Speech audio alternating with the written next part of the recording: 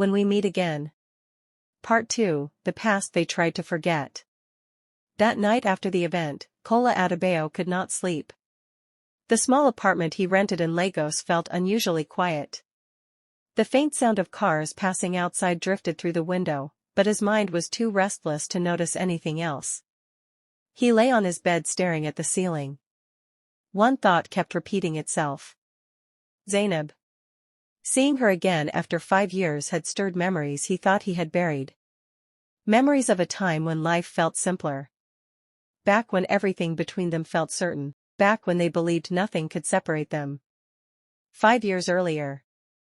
The campus of their university had been buzzing with energy during their final year. Students rushed between lectures, libraries, and hostel rooms, trying to balance assignments, projects, and the pressure of graduating.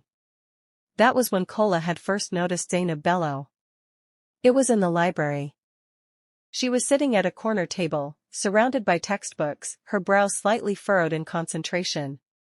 Kola had come looking for a quiet place to read, but somehow he found himself distracted by the girl who seemed completely absorbed in her work. For nearly 10 minutes he tried to focus on his own book.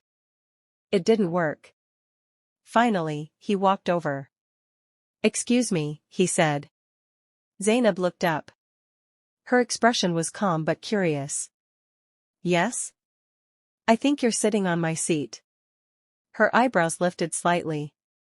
"Oh really?" "Yes." She glanced around at the many empty chairs in the library. "Interesting," she said. "Because I've been here for almost 2 hours." Kola smiled. "Then maybe I've been looking for this seat for 2 hours." For a moment she stared at him. Then she laughed. A soft, genuine laugh that made a few students nearby glance up from their books. "All right," she said. "You can sit." He pulled out the chair opposite her. "Thank you."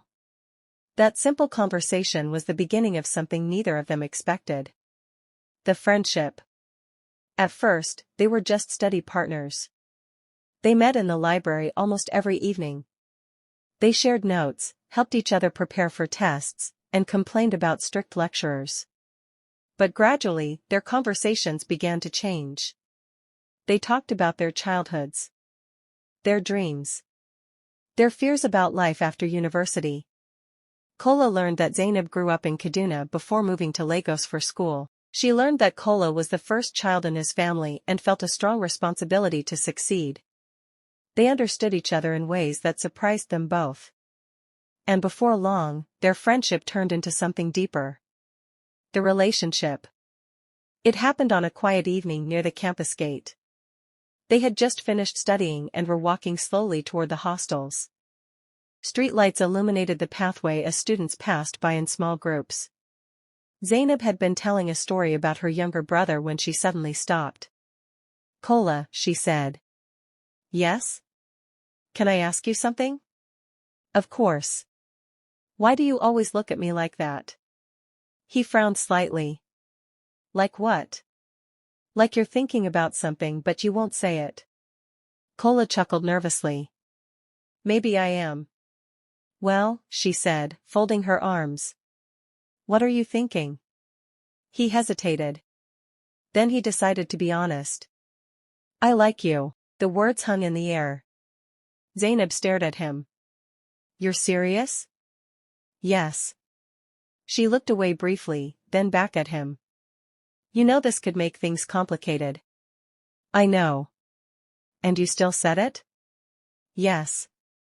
For a moment she didn't respond. Then she smiled softly. "Good." Kola blinked. "Good?" "Yes." "Why?" "Because I like you too."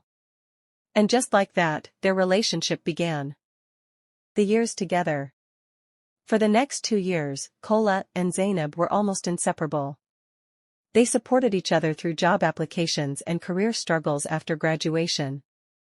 They celebrated small victories together. They shared dreams about the future. Kola wanted to build a successful career in media. Zainab planned to work in public relations. They often talked about the life they would build someday. Even their families knew about the relationship. Everything seemed perfect. Until the day things began to change, the beginning of the end. It started slowly. Small misunderstandings. Busy schedules. Longer gaps between phone calls. Zainab had just started a demanding internship in Abuja. Kola had accepted a new job in Lagos. The distance was difficult. But they tried to make it work. At least, at first. Then one evening, Kola received a message from a colleague. It was a photo. The picture showed Zainab at a restaurant. Sitting across from a man. Laughing. The message read. "Isn't this your girlfriend?" Kola stared at the image for a long time. He didn't recognize the man. And something about the picture made his stomach twist with doubt. When he called Zainab that night, she sounded tired. "I'm exhausted," she said. "Long day?" "Yes."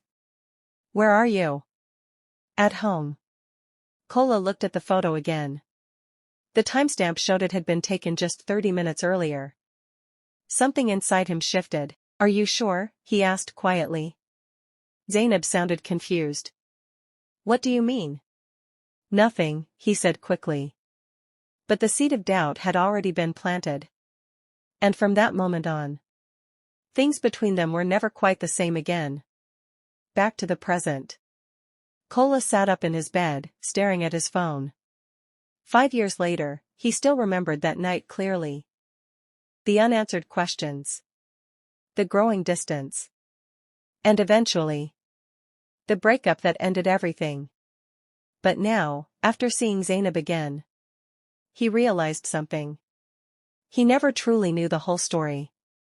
And based on what she said earlier tonight, there was still something he didn't understand. Something important. Something that might explain why the woman he loved suddenly walked out of his life. For the first time in 5 years, Kola wondered if he had been wrong about everything. And if he was, then the truth might change everything he believed about their past. End of Part 2.